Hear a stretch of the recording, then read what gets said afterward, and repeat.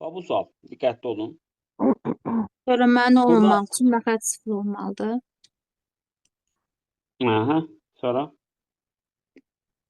Sonra modulun içi sıfır olmalıdır. 2 olmamalıdır. bəli. Yadınızda saxlayın. Bayaq nə dedim? Dedim modun içərisi sıfır olsa törəmə yoxdur. Deməli 1 burada törəmə yoxdur. Bu 1. Burada cəm istədiyinə görə nə qədər eləyir? 6.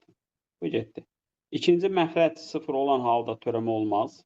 X-in 2 Bunun diskriminantı qiymətidir. var, var. Ona görə x1 plus x yenə nə edir? -1. Mənfi 1. Üçüncüdə burada da törəmə tapsın, məxrəcdə x-2 qalacaq. Yəni məxrəcin sıfır olduğu yerlərdə ona kəsilən funksiya deyirlər. X bərabər 2-də kəsiləndir. Kəsilən Bəli. funksiyanın kəsildiyi nöqtələrdə törəmə yoxdur. İndi deyir bunların cəmini tap. Yəni təyin oblastında verə bilməyəcəyin qiymətdə törəmə yoxdur. Bunu bil. Yəni x-ə 2 verə bilmirsənsə deməli törəmə yoxdur. İndi bunların cəmini istəyir. Amma bunu da araşdırdıq ha, diskriminantı olmasaydı VT tətbiq etməyəcəkdim. Bəli. İndi